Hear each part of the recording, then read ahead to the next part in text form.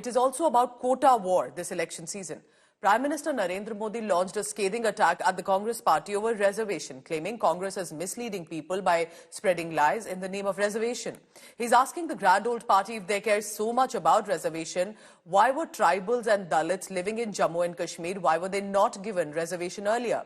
Speaking in Karnataka, Prime Minister also lashed out at Siddaramaiah government for giving the Muslim quota that he said was shared from the OBCs.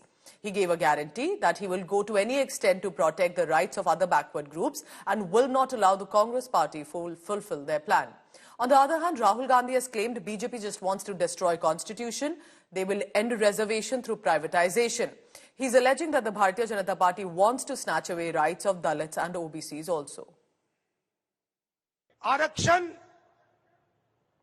का मतलब क्या है? सबसे पहले कि देश में गरीबों की, दलितों की, आदिवासियों की, पिछड़ों की भागीदारी होगी। यह है मतलब कि देश में जो सत्ता है, जो धन है, उसे न्याय के साथ बिना अन्याय बांटा जाएगा। रिजर्वेशन का यह मतलब है। रिजर्वेशन को खत्म करने का तरीका प्राइवेटाइजेशन, रिजर्वेशन को खत्म करने का तरीका अग्निवीर। जहां भी कमजोर लोगों को थोड़ा सा फायदा मिलता है, किसानों को थोड़ा सा फायदा मिलता है, मजदूरों को, छोटे व्यापारियों को थोड़ा सा फायदा मिलता है, वहां ये लोग, उनका ध्यान चला जाता है और उसको बंद करने की कोशिश करते हैं।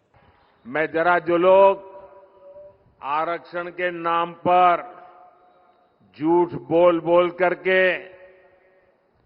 हमारे देश के लोगों को गुमराह करने में लगे हैं, मैं जरा चुभने वाला एक सवाल उनको पूछना चाहता हूं। इतने आरक्षण के गीत गा रहे हो, क्या जम्मू कश्मीर में रहने वाले आदिवासी, जम्मू कश्मीर में रहने वाले दलित, क्या वो आरक्षण के हकदार थे कि नहीं थे? जब देश के दलितों को आरक्षण मिल सकता है, देश के आदिवासियों को आरक्षण मिल सकता है, तो जम्मू कश्मीर में मेरे दलित भाई बहनों को, मेरे आदिवासी भाई बहनों को आरक्षण से वंचित क्यों रखा गया?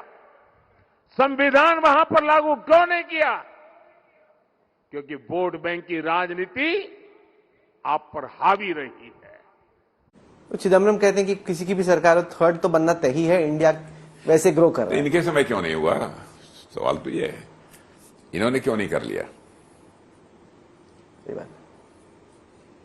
सर, राहुल गांधी कहते हैं कि एक जातीय सर्वे करने की जरूरत है, कि एक एक्सरे होना चाहिए समाज का कि कास्ट क्या है, उसके बाद वो किसी क्रांति की बात करते हैं कि रेवोल्यूशन होगा। उनके लिए कास्ट सर्वे बहुत अहम है। क्या आपको लगता है कि ये उलझा सकता है आपको थोड़ा सा चुनाव में? यानी इसके पीछे उद्देश्य उनका क्या है, पहले तो यह स्पष्ट होना चाहिए ना। जातिगत हम जनगणना कराना चाहते हैं, इसके पीछे उद्देश्य क्या है, उनकी मंशा क्या है, इसको तो स्पष्ट नहीं किया। कि वो पता तो चले कि किस स्कीम में कितना मिलता है, वो सब कुछ जाति के आधार पर तय होता है, लेकिन पता ही नहीं कि किसकी कितनी जाति, मतलब ये उनकी सोच है एक तरीके। नहीं, मुझे लगता है कि शायद आरक्षण की व्यवस्था को समाप्त करना चाहते हैं, कांग्रेस खत्म करना चाहती है। हाँ बिल्कुल। ये आपको क्यों लगता है? नहीं, इस प्रकार की हरकतें लोग करते रहते हैं, बोलते कुछ हैं, करते कुछ हैं। इनकी नीयत पर भरोसा नहीं किया जा सकता है। आपको लग रहा है कांग्रेस ही आरक्षण खत्म? लेकिन मैं दो टूक शब्दों में स्पष्ट कर देना चाहता हूं कि आरक्षण की व्यवस्था भारतीय जनता पार्टी जो चल रही है, जब तक अपने लक्ष्य को प्राप्त नहीं कर लेगी, तब तक हमारी आरक्षण की व्यवस्था भारत में बनी रहेगी। क्या है वो लक्ष्य जिसको प्राप्त करने के बाद आरक्षण खत्म हो सकता है? नहीं, भारत एकदम बिल्कुल विश्व का सबसे धनवान देश बन जाए, सभी संपन्न हो, किसी प्रकार की आर्थिक तंगी न हो। जब विकसित बन जाए भारत, तब आरक्षण हट सकता है। जब विकसित बन जाए भारत, विकसित बन जाए तो उसके बाद मैं समझता हूं कि जब देश को महसूस होने लगेगा कि नहीं अब आरक्षण वगैरह की कोई जरूरत नहीं, तब देश अपना फैसला करेगा। लेकिन आज के बारे में मैं कहना चाहूंगा कि आरक्षण की व्यवस्था हमारे देश में चलेगी, हम उसको समाप्त नहीं करना चाहते। आज वो स्थिति नहीं है कि हम समाप्त करें, क्योंकि एक ऐसा मुद्दा है, आज कुछ लोगों को विशेष अवसर देने की आवश्यकता है, यह मैं महसूस करता हूं। क्योंकि एक ऐसा मुद्दा है जिसको लेकर जो ओबीसी दलित समाज है वो बड़ा ही पैनिक करने लग जाता है। वही पैनिक नहीं करता है, नहीं, अगर हट जाए तो उनको जो चिंता। कमजोर लोग होते हैं, जिनका राजनीति में जनाधार खिसकने लगता है, ऐसे ही लोग पैनिक क्रिएट करते हैं, लोगों को डराने की कोशिश करते हैं। मैंने कहा ना कि आरक्षण की व्यवस्था नहीं समाप्त होगी, है, चलती रहेगी। जो 18% रिजर्वेशन कर्नाटक में वो है ही है, कहां छीन लिए? और दूसरे 15% सेंट्रल गवर्नमेंट में आज भी है, पहले भी था। कौन सा ये छीन लिए, ये दिए? देखो, जब रिपोर्ट्स रहते हैं किसको क्या मदद करना, ये तो रूटीन कोर्स में होता है। ये छीन लेके देने का नहीं होता। ये लोगों को भड़काने का एक काम मोदी कर रहे हैं और लोगों को हिंदू मुसलमान लाना ये उनकी मंशा है। क्योंकि जब आदमी पस्त होता है, जब आदमी एक तरह से बहुत ही फ्रस्ट्रेट होता है, तो वही ऐसी बातें करते रहता है। So it's clear that the politicians, whether from the BJP or the Congress, are trying to cater to one section of the group which they call underprivileged. Piyush Mishra joins me for the latest on that.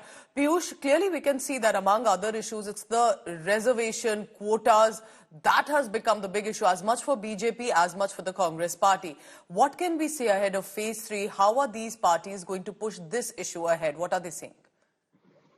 Well, like you rightly mentioned, Pooja, that yes, reservation has now become a talking point for both the parties, be it about BJP or Congress. BJP is now saying that now we are seeking for thumping majority so that we can protect the rights of OBC, SC, and ST. But the Congress party wants to give away the rights, these rights to the Muslim community. On the other side, the Congress party has said that these statements are coming in out of frustration, and BJP is seeking for 400 par because it wants to change the constitution. It wants to end the reservation. On that particular attack by the Congress party, we have seen multiple times Prime Minister, Defense Minister, Home Minister, BJP's national president, all of them have come out and clarified that we just want to protect the rights of OBC, SC, and SC. And even if Baba Saheb Ambedkar turns up and asks us to end the reservation, it is not going to happen. So we are seeing as to how the war of votes continue to take place on this very front. And just ahead of a third phase, not only the issue of reservation, but also the issue of leadership has also come out. Remember that yesterday itself, the Prime Minister had targeted the India bloc, asking who is going to be a face. So these two issues are going to resonate in the third phase of polling. We'll have to see how the people are going to vote, looking at the promises being made by both the sides. All right, Piyush will be tracking the latest on what the netas have to say and how reservation quotas, that has become the big issue right now in this election. Thank you very much, Piyush.